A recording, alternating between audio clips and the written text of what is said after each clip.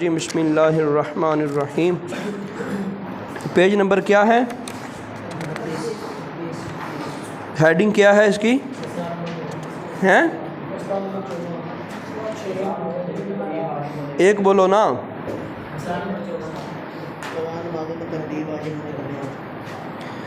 قضا نمازوں میں ترتیب واجب ہونے کا بیان۔ مسئلہ نمبر 14۔ 6 نمازیں جس کی قضا ہو گئیں کہ چھٹی کا وقت ختم ہو گیا، اس پر ترتیب فرض نہیں۔ اب اگرچہ باوجود وقت کی گنجائش اور قضا کی یاد کے وقتی پڑے گا، وقتی ہو جائے گی، چاہے قضا نمازیں جو اس کے ذمے ہیں سب ایک ساتھ قضا ہوئی ہوں، جیسے ایک دم سے 6 وقتوں کی نماز نہ پڑھی، یا سب ایک دم سے نہ ہوں بلکہ الگ الگ طور پر قضا ہوئی ہوں، جیسے 6 دن فجر نہ پڑھی اور باقی نمازیں پڑھتا رہا، لیکن ان کے پڑھتے وقت وہ فجر کی قضائیں بھولا رہا۔ یہ کل مسئلے کی وضاحت میں نے کر دی تھی، بس پہلی ہی جملہ آپ اپنے ذہن میں بٹھائیں۔ 6 نمازیں جس کی قضا ہو گئیں کہ چھٹی کا وقت ختم ہو گیا، اب اس پر ترتیب فرض نہیں۔ جب ترتیب فرض نہیں ہے تو پھر جس طرح مرضی قضا پڑھے، ٹھیک ہے؟ جب تک ترتیب فرض ہے، جب تک وہ صاحب ترتیب ہے، وہ کیا کرے گا؟ جب تک اس کی پچھلی نماز ادا نہیں ہوئی اگلی نماز ادا نہیں کرے گا۔ چاہے جماعت کھڑی ہو، وہ پہلے اپنی پچھلی نماز پڑھے گا، لیکن اگر کرتے کرتے اس کی 6 نمازیں قضا ہو گئیں، وہ 6 نمازیں ایک دم قضا ہوئیں کٹھی، فجر بھی نہیں پڑھی، ظہر بھی نہیں پڑھی، عصر بھی نہیں پڑھی، مغرب بھی نہیں پڑھی، عشاء بھی نہیں پڑھی، ٹھیک ہے؟ اگلے دن پھر فجر آ گئی، 6 نمازیں کٹھی قضا ہو گئیں، یا 6 نمازیں الگ الگ قضا ہوئیں۔ ایک دن اس نے فجر نہیں پڑھی، ایک دن اس نے فجر نہیں پڑھی، اس نے ظہر بھی پڑھ لی، عصر بھی پڑھ لی، مغرب بھی پڑھ لی، ٹھیک ہے؟ اب اس نے ساری نمازیں اس نے پڑھ لی، اب اس طرح کر کے پچھلی اس نے فجر کی قضا نہیں کرتا رہا، فجر کی قضا نہیں کرتا رہا، اب اس کی ترتیب ٹوٹ گئی۔ 6 نمازوں کے بعد اس کی قضا ترتیب ٹوٹ گئی۔ جب ترتیب ٹوٹ گئی تو اب وہ کیا کرے گا؟ اب پیچھے وہ جو ایک رہتی ہے وہ ایک ہی قضا کر کے پڑے گا۔ وہ جو فجر کی قضا تھی یا جو پچھلی باقی قضا نمازیں تھیں وہ قضا کر کے پڑے گا۔ جیسے وہ قضا کر لے گا اب پھر وہ ثابت ترتیب ہو جائے گا، اب پھر وہ ثابت ترتیب ہو جائے گا۔ جب تک 6 پوری نہیں ہے، 6 قضا پوری نہیں ہوئی، یا 6 کے درمیان میں سے کہیں کوئی نماز اس کی رہ گئی اور اس نے ابھی تک قضا کوئی نہیں کی، اس نے قضا کوئی نہیں کی، جب اس نے فجر کی نماز قضا ہو گئی، ظہر پڑھی، مغرب پڑھی، عصر ٹائم اگر وہ فجر کی قضا کر لے گا تو کیا ہوگا؟ ساری ٹوٹ جائیں گی نمازیں۔ درمیان میں 6 نمازیں اس کو کراس کرنا پڑیں گی، 6 نمازیں اس کو، کوئی نہیں سمجھ آ رہی تو وہ بھی کوئی نہیں ہوئی، وہ بھی کوئی نہیں ہوئی، وہ بھی نماز کوئی نہیں ہوئی۔ ہاں، جب 6 گزر گئیں تو اب وہ ایک پڑھ لے گا بس، پھر وہ ترتیب شروع ہو جائے گی، اب پھر وہ ترتیب اس کی بن جائے گی۔ جب 6 نمازیں قضا ہو گئیں، چھٹی کا وقت بھی جاتا رہا تو ترتیب فرض نہ رہی، وہ سب پرانی ہوں یا بعض نئی بعض پرانی، جیسے 1 مہینے کی نماز نہ پڑھی پھر پڑھنی شروع کی، پھر ایک وقت کی قضا ہو گئیں تو اس کے بعد کی نماز ہو جائے گی، اس لیے کہ اس کے ذمے 6 نمازوں سے زیادہ ہیں جس کی وجہ سے ترتیب جاتی رہی۔ یہاں پر بھی وہ اوپر والا مسئلہ ہی سمجھا رہے ہیں کہ جب 6 نمازیں قضا ہو گئیں، چھٹی کا وقت بھی جاتا رہا تو ترتیب فرض نہ رہی۔ جب ترتیب فرض نہ رہی، اس نے جس طرح بھی کر کے پیچھے والی نمازیں پوری کر لیں تو اب اس کی ترتیب قائم ہو گئی۔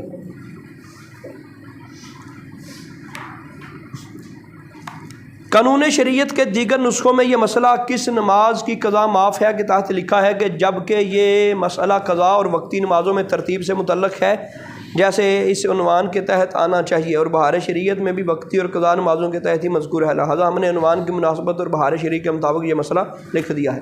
یہ ایک اضافی نوٹ انہوں نے لکھا کتاب والوں نے۔ اچھا جی، آگے مسئلہ دیکھیں، مسئلہ نمبر 16۔ جب 6 نمازوں کی قضا ہونے کی وجہ سے ترتیب ساقط ہو گئی تو اب اگر ان قضاؤں میں سے بعض پڑھ لیں، قضا 6 سے کم رہ گئیں تو ابھی ترتیب والا نہ ہوگا جب تک 6 کی قضا نہ پڑھ لے۔ جب سب کی قضا پڑھ لے تب پھر ثابت ترتیب ہو جائے گا، وہ جو پہلے مسئلہ میں نے بتایا۔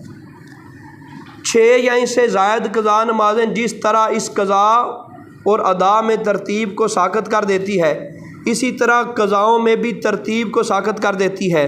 قضاؤں میں بھی آپس میں ترتیب نہیں رہتی، آگے پیچھے پڑھی جا سکتی ہیں۔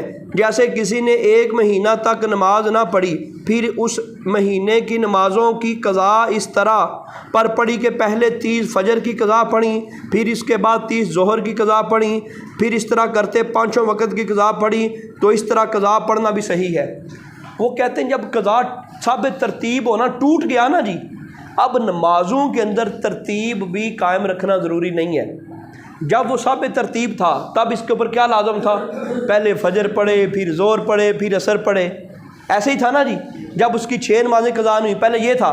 لیکن جب وہ ثابت ترتیب ہونا ہی ٹوٹ گیا، اس کا 6 نمازیں اس کی رہ گئیں، ثابت ترتیب ہونا ٹوٹ گیا، اب پیچھے نمازوں کو ترتیب وائز پڑھنا اس کے اوپر نہ رہا، اس کی مرضی ہے جو جب پڑھے، چاہے ساری فجر کی نمازیں ایک ساتھ پڑھ لے، چاہے فجر ظہر مغرب عشاء ایک ٹائم پڑھ لے، اگلی نماز میں پھر 5 پڑھ لے، پھر 5 پڑھ لے، یا ایک ایک نماز پہلے کر کے قضا کرتا رہے، یا وکری وکری قضا کر کے پڑھتا رہے، پھر جس طرح مرضی کر کے کرے، لیکن جب پوری ہو جائیں گی پھر یہ ثابت ترتیب بن جائے گا۔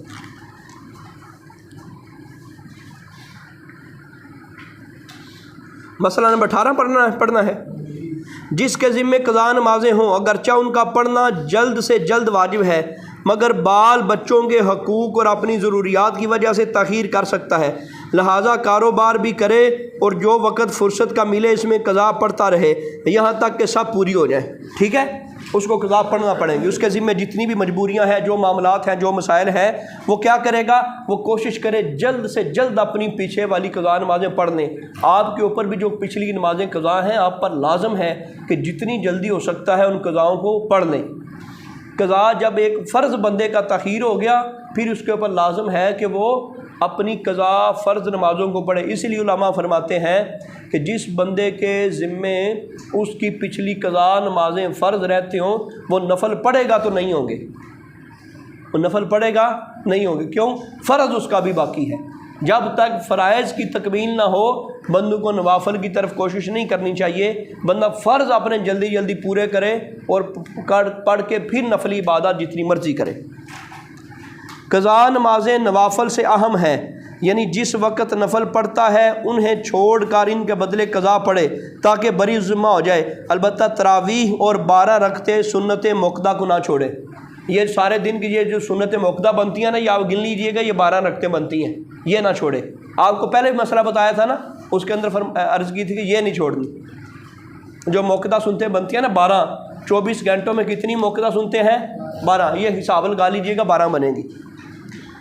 مسئلہ نمبر 20، جس کے ذمے برسوں کی نمازیں قضا ہوں اور ٹھیک یاد نہ ہو کہ کتنے دن سے کون کون سی قضا نماز ہوئی، تو وہ یوں نیت کر کے پڑھے کہ سب سے پہلی فجر جو مجھ سے قضا ہوئی اس کو ادا کرتا ہوں، یا سب میں پہلی ظہر عصر جس کی قضا پڑھنا چاہے اس کی نیت کرے، اور اس طرح سب نمازوں کی قضا پڑھ ڈالے یہاں تک کہ یقین ہو جائے کہ سب ادا ہو گئی۔ یہاں وہ مسئلہ بیان کر رہے ہیں، بندے نے پتہ ہی کوئی نہیں کتنے سالوں کی نمازیں میری قضا ہو گئی ہیں، کوئی پتہ نہیں اس کی، وہ یوں نیت کرے کہ مجھ سے جو سب سے پہلی فجر قضا ہوئی ہے میں وہ پڑھنے لگا ہوں، اللہ اکبر۔ زور ٹائم مسجد جائے تو ساتھ زور کی قضا پڑھے، جو سب سے پہلی زور مجھ سے قضا ہوئی۔ مثلا بندہ بالغ ہوا تھا 2015 میں، بالغ ہوا تھا 2015 یکم جنوری، 2015 یکم جنوری۔ اب جب وہ یہ بولے گا نا میری سب سے پہلی قضا، تو یکم جنوری کو اگر اس نے نہیں پڑھی تھی، اب یہاں آ کے وہ فٹ ہو جائے گی، ٹھیک ہے۔ پھر اس کے بعد اس نے جو نہیں پڑھی تھی وہ فٹ ہو جائے گی، جو نہیں پڑھی آ کے اس جگہ پہ آ کے وہ لگ جائے گی نماز، جس طریقے کو نہیں پڑھی تھی۔ نیت کیا کرے گا؟ سب سے آخری، یا وہ یوں بھی نیت کر سکتا ہے سب سے پہلی یا سب سے آخری، سب سے پہلی یا سب سے آخری، اس کے ذمے جو سب سے آخری نماز ہے وہ بھی نیت کر سکتا ہے۔ مثلا اگر اس عمر کے مطابق اس نے نیت کرنی ہے، وہ کہے گا سب سے آخری نماز میری جو رہتی ہے یعنی جو کل پرسوں ترسوں جو اس کی نماز رہ گئی زور کی وہ پڑھنے لگا ہوں. اگر پہلی کرے گا وہ جب بالغ ہوا تھا تب سے، دونوں باتیں ایک ہی ہیں، جس طرح وہ مرضی نیت کرے. تو جب اس کو مطمئن ہو جائے، یقین ہو جائے، جب وہ مطمئن، ہر نماز میں نیت دوبارہ اگر کرے گا سب سے دوسری بیچ میں نہیں وہ صرف یہی کہے گا کہ سب سے آخری چل رہے، سب سے وہ نیت یہی کرے گا، وہ بندہ نیت یہی کرے گا کہ سب سے آخری یا سب سے پہلی، جہاں جہاں اس کی نماز کمی ہو جائے گی وہ جا کے خود بخود فٹ ہو جائے گی. یہ نہیں کہنا پڑے گا کہ 2015 کی فجر کی فلاں نماز، 2016 کی فلاں نماز، نہیں، سب سے پہلی کہہ دیں یا سب سے آخری کہہ دیں، جہاں کمی ہوگی وہاں جا کے وہ نماز خود لگ جائے گی.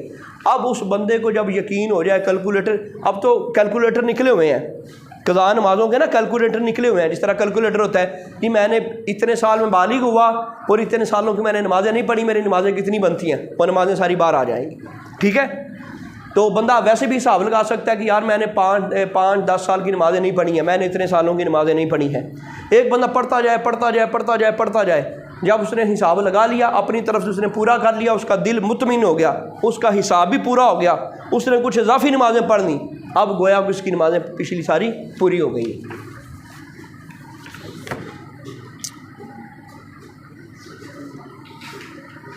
جس کے ذمے برسوں کی نمازیں قضا ہوں، ٹھیک یاد نہ ہو کہ کتنے دن کی کون سی قضا پڑی ہے، یوں نیت پڑے کہ سب سے پہلی، یہ پڑھ لیا مسئلہ ہم نے ہیں جی.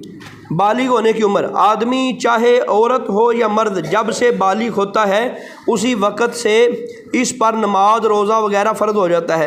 عورت کم سے کم 9 برس میں اور زیادہ سے زیادہ 15 برس میں بالغ ہو جاتی ہے، اور مرد کم سے کم 12 برس میں اور زیادہ سے زیادہ 15 برس میں بالغ ہو جاتا ہے. 15 برس کی عمر والے کو چاہیے کہ مرد ہو یا عورت شرع میں بالغ مانا جاتا ہے، چاہے بالغ ہونے کی نشانیاں پائی جائیں یا نہ پائی جائیں. ہم نے مسافر تک کہاں تک پڑھا تھا؟ اب بس تھوڑا سا آگے رہ گیا، اس کو دیکھ لیں. جاہل گموار ہونا عذر نہیں. مسئلہ نمبر 21، ان پڑھ یا گموار ہونا یا عورت ہونا کوئی عذر نہیں، سب پر شرع کی ضروری باتیں سیکھنا فرض ہے. اگر اپنے فرائض اور واجبات کو نہ جانے گا تو گناہگار اور عذاب میں گرفتار ہوگا. ایک بندہ کہتا ہے جی منو مسئلے کا پتہ ہی کوئی نہیں، میں سیکھیا ہی کوئی نہیں، اچھا منو معافی ہے، معافی اس کو کوئی نہیں ہے، وہ بندہ گناہ گار ہی رہے گا ہر وقت. ہمارے بعض بندے کہتے ہیں نہیں مسئلہ نہیں پوچھنا، یہ مسئلہ پوچھ رہے تو عمل کرنا پینا ہے. عمل تو پہلے بھی کرنا فرض تھا، لیکن اس نے جو مسئلہ نہیں نہ پوچھا، مسئلہ نہ پوچھنے کا بھی گناہ گار ہوا، عمل نہ کرنے کا بھی گناہ گار ہوا. ایک بندے نے علم حاصل کر لیا، اب اس کے اوپر ایک ہی گناہ ہے عمل نہ کرنے کا، علم تو اس نے حاصل کر لیا. تو لہٰذا یہ کبھی عذر نہیں ہے کہ مجھے مسئلہ علم معلوم ہی نہیں تھا لہٰذا مجھے معاف ہے. معاف شاف کوئی نہیں ہے، معاف کوئی نہیں ہے. بندے کا اپنا قصور ہے کہ اس نے علم حاصل نہیں کیا. ہر بندے کو اللہ رب العزت نے اور اس کے محبوب نے فرمایا کہ تیرے اوپر علم حاصل کرنا ضروری ہے. آج پھر جی موجہ نہیں جی، ٹھیک ہے جی. آگے ہے نماز کا فدیہ. جس کی نمازیں قضا ہو گئیں اگر وہ مر گیا تو اگر فدیہ دینے کی وصیت کر گیا اور مال بھی چھوڑا تو تہائی مال سے ہر فرض اور وطر کے بدلے آدھا سا گیہوں یا 1 سا جو صدقہ کریں. اور اگر مال نہ چھوڑا اور وارث فدیہ دینا چاہیں تو کچھ مال اپنے پاس سے یا قرض لے کر مسکین کو صدقہ دے دے. جب مسکین مال پر قبضہ کر لے تو اپنی طرف سے وارث کو ہبہ کر دے اور وارث بھی اس پر قبضہ کر لے، پھر یہ وارث مسکین کو دے دے. یوں لوٹ پھیر کرتے رہیں یہاں تک کہ سب نمازوں کا فدیہ ادا ہو جائے. اور اگر مال چھوڑا، اچھا یہاں تک یہ مسئلہ بیان کر رہے ہیں کہ نماز کا فدیہ کیا ہے. نماز کا فدیہ یہ ہے اگر کوئی بندہ اپنی زندگی میں وصیت کر گیا اور مال بھی وہ چھوڑ گیا تو پھر اس کی طرف سے ایک نماز کا فدیہ صدقہ فطر کے برابر دیا جائے گا. ٹھیک ہے، یہاں جو لکھا نا جی آدھا سا گیہوں یا 1 سا جو، آپ اس کو کنورٹ کر لیں، یہ آپ کے لیے یاد رہے گا، آسان رہے گا. صدقہ فطر کے برابر تقریباً 2 کلو گندم، تقریباً 2 کلو. یہی ایک روزے کا کفارہ ہے، یہی ایک نماز کا کفارہ ہے. ٹھیک ہے. اگر کوئی بندہ اپنی نمازوں کا فدیہ دینا چاہے یا اس کی اولاد فدیہ دینا چاہے تو فدیہ کا طریقہ کیا ہے؟ ایک نماز کے بدلے میں صدقہ فطر کے برابر رقم دی جائے گی یا باقی سامان دیا جائے گا. صدقہ فطر کی مقدار کیا ہے؟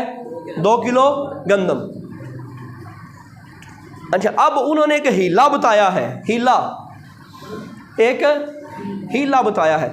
بندہ غریب ہے، بندے کے پاس پیسے نہیں ہے، کچھ بھی نہیں ہے، وہ چاہتا ہے اپنے باپ اپنے ماں یا کسی کا جو ہے وہ دے دے، اپنا نمازوں کا کفارہ دے دے. وہ کیا کرے گا؟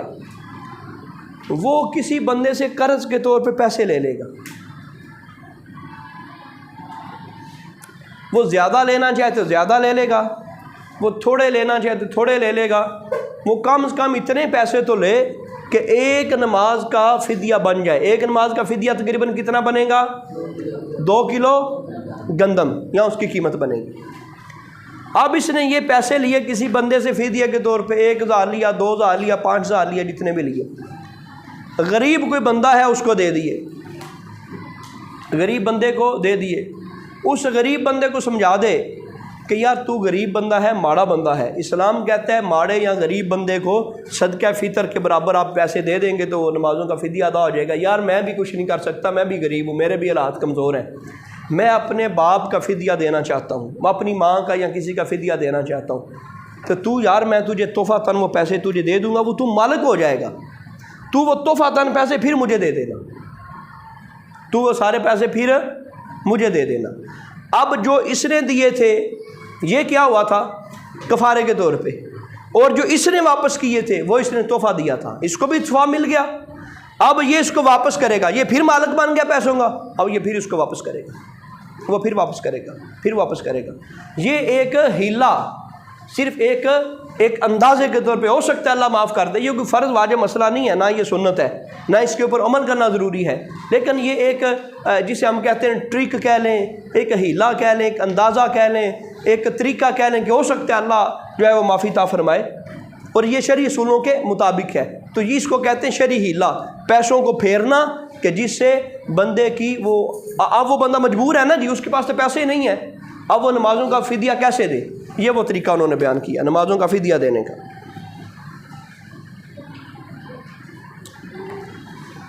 اور اگر مال چھوڑا لیکن کافی نہیں ہے، جب بھی یہی کریں. اگر مال تو اس نے چھوڑا لیکن مال تھوڑا ہے تو پھر بھی یہ معاملہ کر سکتا ہے. اور اگر مرنے والے نے فدیہ دینے کی وصیت نہ کی اور ولی اپنی طرف سے بطور احسان فدیہ دینا چاہے تو پھر بھی وہ دے سکتا ہے. اگر اس کی اولاد، اگر مرنے والے نے کوئی وصیت نہیں کی، مرنے والے نے وصیت نہیں کیا، اولاد میں سے کوئی بندہ یہ اپنی کوئی اولاد سمجھدار ہے تو وہ کر دے تو وہ یہ کر سکتا ہے. مثلا بھائی جس کی نمازوں میں نقصان اور کراہت ہو وہ تمام عمر کی نمازیں پھیرے تو اچھا ہے.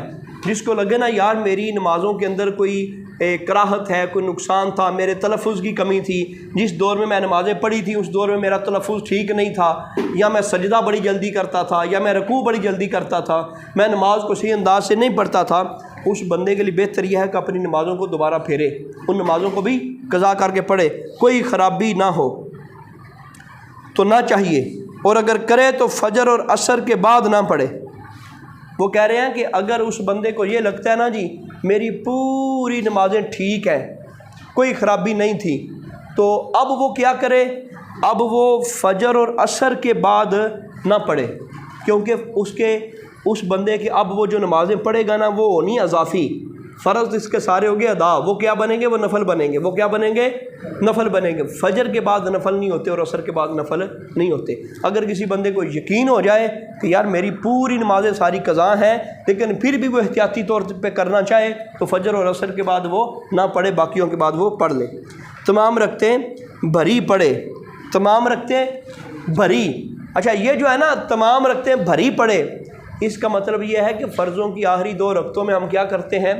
فاتحہ شریف پڑھ کے رکوع میں چلے جاتے ہیں نا جی. لیکن جب یہ صورتحال ہو جائے تو پھر فاتحہ کے آگے سورت بھی منائے گا، اس کو کہتے ہیں تمام رکعتیں بھری پڑھنا، تاکہ سمجھ پھر اکیلی فاتحہ پڑھ کے رکوع میں نہیں جانا۔ یہ مسئلہ کس بندے کے لیے ہے؟ جس کی ساری زندگی کی نمازیں پوری ہوں لیکن پھر بھی وہ احتیاطی طور پہ قضا کرتا رہے، وہ اصل میں کیا بنیں گے؟ نفل بنیں گے۔ تو نفلوں میں کیا کرتے ہیں؟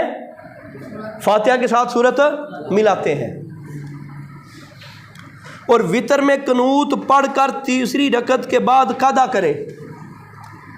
وتر میں دعائے قنوت پڑھ کر تیسری رکعت میں قضا کے بعد قضا کرے، تیسری رکعت کے بعد قضا کرے، اور ایک رکعت اور ملائے کہ 4 ہو جائیں۔